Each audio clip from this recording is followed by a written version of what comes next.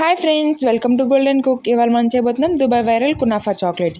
ఈ చాక్లెట్ కోసం దుబాయే వెళ్ళక్కర్లేదండి. నేను చెప్పిన మెథడ్లో ఒకసారి చేసి చూడండి, మళ్ళీ మళ్ళీ ఇదే చేసుకొని తింటారు.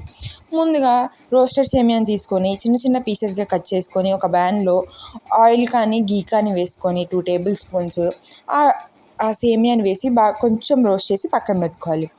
డార్క్ చాక్లెట్స్ నుండి తీసుకొని దాన్ని డబుల్ బాయిలింగ్ మెథడ్లో మెల్ట్ చేసుకోవాలి. వైట్ చాక్లెట్స్ నుండి తీసుకొని దాన్ని కూడా డబుల్ బాయిలింగ్ మెథడ్లో మెల్ట్ చేసుకొని పక్కన పెట్టుకోవాలి.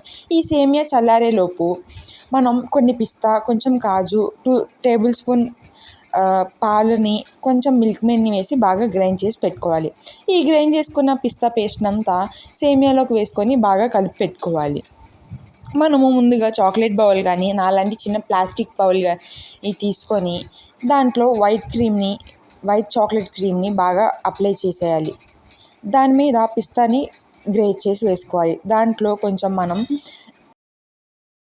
డార్క్ చాక్లెట్ని కూడా అప్లై చేయాలి. దాని మీద మళ్ళీ వైట్ క్రీమ్తో డెకరేట్ చేసి దానిపైన మనం పిస్తా సేమియా పేస్ట్ని బాగా అప్లై చేయాలి. దానిపైన మనం కొంచెం జీడిపప్పు వేసుకొని మళ్ళీ లేయర్ లాగా వేసుకోవాలి. మళ్ళీ డార్క్ చాక్లెట్తో లేయర్ చేయాలి.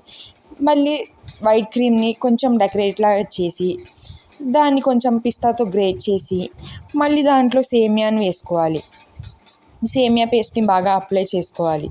ఇంత లేయర్స్ వేస్తున్నారు, చాక్లెట్ అనేది ఫ్రీజ్ అవుతుందా అని అనుకోవచ్చు. లేదండి, మీకు నచ్చినన్ని లేయర్స్ వేసుకోవచ్చు. మళ్ళీ దీనిపైన మళ్ళీ చాక్లెట్ లేయర్ వేసుకొని బాగా మెల్ట్ చేసుకోవాలి.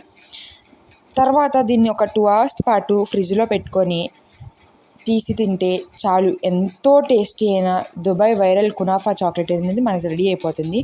లేదు మాకు ఫ్రీజర్ వద్దు, మేము ఇలానే తింటామంటే ఇలా కూడా తినొచ్చు. Thank you for watching.